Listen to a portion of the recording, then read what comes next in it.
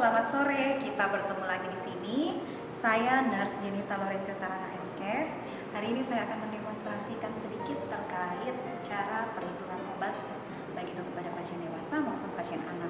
Nah, teman-teman, seperti biasa, kemarin saya sudah mengupload video terkait pemberian obat. Selanjutnya hari ini kita akan lanjutkan dengan cara menghitung obat. Seperti biasa, pada pemberian obat teman-teman sudah tahu beberapa prosedur, ada persiapan perawat, pasien, lingkungan, alat dan bahan, prosedur, maupun pendokumentasian.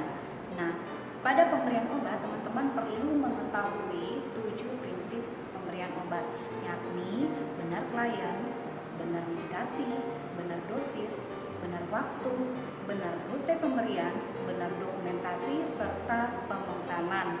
Nah, di benar dosis, di sini peran kita sebagai perawat untuk mengetahui bagaimana cara dalam menghitung obat yang nantinya akan kita berikan baik itu kepada pasien dewasa maupun pasien anak.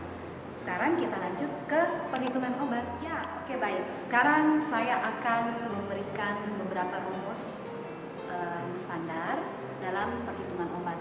Yakni di sini untuk perhitungan standar dulu ya. Nanti di lapangan teman-teman akan menemukan rumus seperti ini.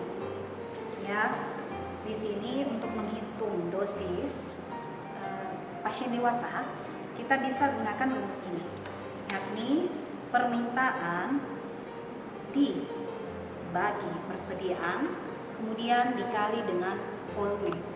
Apa yang dimaksud volume? Volume itu adalah pengencer, yakni nanti di lapangan misalkan teman-teman diorder untuk memberikan obat, entah itu antibiotik, entah itu obat-obat lambung yang memiliki pelarut, teman-teman menggunakan volume ini sebagai pengalinya ya. Jadi di situ nanti teman-teman bisa menggunakan seperti contohnya Aquades. Misalkan obat tersebut harus diencerin dengan Aquades ya, teman-teman nanti isi volume dengan Aquades tersebut ya, dengan jumlah Aquades yang diberikan, jumlah pengencer.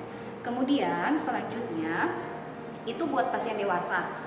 Untuk pasien anak sendiri, di sini saya ada menulis beberapa rumus, ada 3. Yang pertama, kita bisa lihat rumus dosis anak, yakni dengan dosis Freud, yakni untuk bayi 1 tahun ke bawah, ya, menghitung dosis anak pada bayi 1 tahun ke bawah. Di sini bisa dilihat teman-teman rumusnya bahwa dosis anak sama dengan M dibagi 150 dikali dengan DD. Nah, keterangannya sendiri teman-teman bisa cek bahwa DA itu adalah dosis anak, artinya dosis yang akan kita cari pada anak tersebut. Kemudian M adalah umur di dalam bulan, selanjutnya D dosis dewasa. Nah, rumus tersebut berlaku bagi bayi 1 tahun ke bawah ya. Oke. Nah, selanjutnya ada rumus Dilling ya. Di sini rumus Dilling teman-teman bisa lihat. Rumus Dilling selanjutnya di sini rumus Dilling juga bisa digunakan untuk menghitung dosis anak ya, rumus Dilling. Rumusnya yaitu DA sama dengan N kecil dibagi 20 kemudian dikali dosis dewasa. Keterangannya pun teman-teman bisa baca bahwa DA adalah dosis anak, N kecil ada usia dalam tahun, DD adalah dosis dewasa, dan rumus tersebut digunakan pada anak yang berusia 8 maupun sampai 20 tahun. Selanjutnya, rumus ketiga kita bisa lihat dengan rumus Young.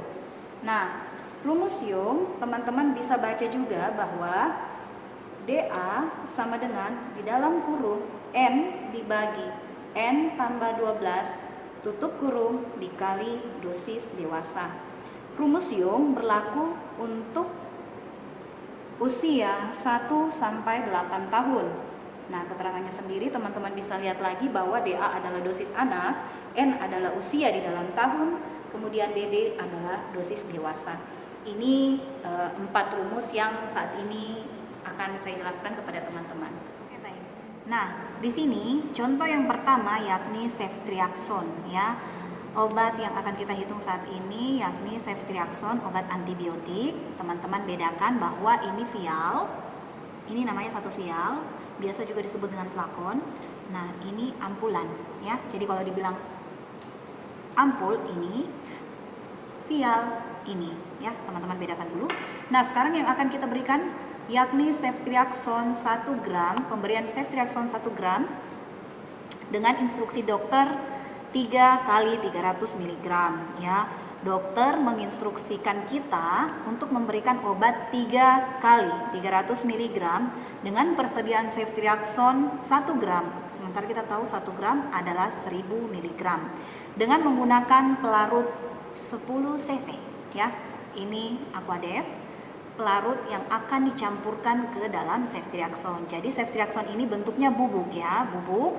Teman-teman nanti encerin, dilarutkan. Jadi ngambil 10 cc Aquades, dimasukin di dalam obat ceftriaxone ini, dicampur, kemudian teman-teman ambil untuk diinjeksikan kepada pasien melalui IV ya, intravena. Nah, tergantung. Misalkan orderannya dengan menggunakan pelarut 5 cc, berarti teman-teman ngambil Aquadesnya 5 cc. Kalau misalkan disuruh 10 cc, berarti ngambil 10 cc. Tapi pada umumnya biasanya kita encerin pakai 10 cc. Nah, kita masuk di soal. Soal instruksi dokter 3 kali 300 mg. Sementara persediaan ceftriaxone dalam satu vial yakni 1000 mg atau 1 gram dengan menggunakan pelarut 10 ml. Dosisnya 300 mg. Permintaan persediaan 1000 mg, volume atau pengencer 10 ml. Sekarang kita masukin ke rumus standar. Permintaan 300 mg dibagi persediaan, yakni ini dalam satu vial ceftriaxone mengandung 1000 mg, kita masukin di sini, dikali dengan pelarut yakni Aquades 10 cc. Kita kalikan 300 bagi 1000, 0,3 dikali dengan pelarut 10 cc, hasilnya 3 cc. Oke, next kita lanjut. Itu tadi contoh yang pertama, dosisnya 3 kali 300 mg. Seumpama dokter menginstruksikan kita memberikan antibiotik, sama ya, ceftriaxone misalkan 3 kali 250 mg dengan persediaan, ini instruksinya, dengan persediaan 1000 mg atau 1 gram ya. Ini 1 gram ya, dengan pelarut 10 cc. Teman-teman masukin lagi permintaan per persediaan dikali volume. Di sini 250 sebagai permintaan dibagi dengan 1000 cc sebagai persediaan dikali dengan volume yakni 10 cc sama dengan 0,25 ya, 250 bagi 1000 0,25 dikali dengan 10 sama dengan 2,5 cc ya. Begitupun selanjutnya, teman-teman tinggal fokus di permintaan berapa, persediaannya berapa, pelarut yang digunakan berapa, masukin di sini permintaan per persediaan dikali volume, hasilnya ini ya. Oke, baik, sekarang kita lanjut ke rumus yang kedua, yakni rumus Young. Tadi teman-teman tahu bahwa rumus Young digunakan pada anak berusia 1 sampai 8 tahun. Nah, contoh kasusnya ya, saya bacakan. Seorang anak, teman-teman bisa tulis, seorang anak berusia 3 tahun akan diberikan paracetamol dengan dosis orang dewasa 500 mg. Berapakah dosis yang diberikan pada anak tersebut? Sekarang teman-teman coba buka rumus Young-nya dan lihat, kita sama-sama ngisi bahwa rumus Young dosis anak sama dengan dalam kurung N ditambah N tambah 12 dikali dengan dosis dewasa ya. Jadi N-nya ini kita tulis 3 dibagi dalam kurung ya, dalam kurung sini ya, 3 tahun ditambah dengan 12 balas kurung dikali dengan dosis dewasa yakni 500 mg. Oke, nah di sini kita tinggal bagi 3 per 3 tambah 12, 15 dikali dengan 500 mg.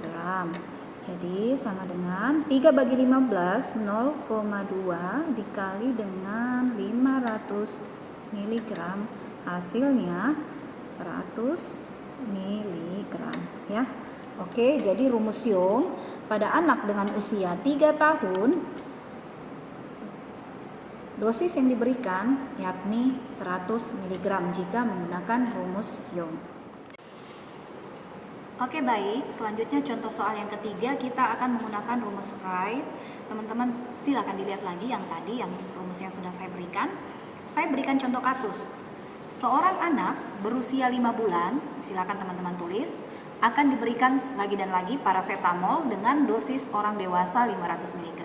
Berapakah dosis yang akan diberikan pada anak tersebut? Nah, rumusnya dosis anak sama dengan M, yakni usia di dalam bulan, dikali 150 dikali dengan dosis dewasa. Rumus Fred digunakan pada anak berusia kurang dari 1 tahun. Kita masukin ke rumus, dosis anak sama dengan M atau usia dalam bulan dibagi 150 dikali dengan dosis dewasa. Jadi di sini kita masukin 5 dibagi dengan 150 dikali dosis dewasa, yakni ini ya, 500 sama dengan 5 dibagi 150, 0,03 dikali 500 mg sama dengan 16,66 mg.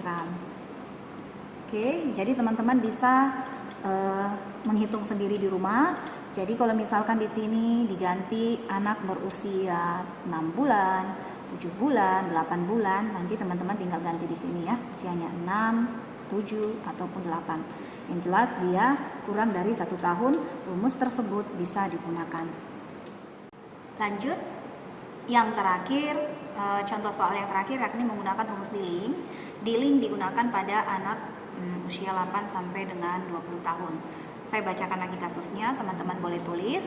Seorang anak berusia 10 tahun, tulis. Berusia 10 tahun akan diberikan paracetamol lagi, contohnya dengan dosis orang dewasa 500 mg. Berapakah dosis yang akan diberikan pada anak tersebut?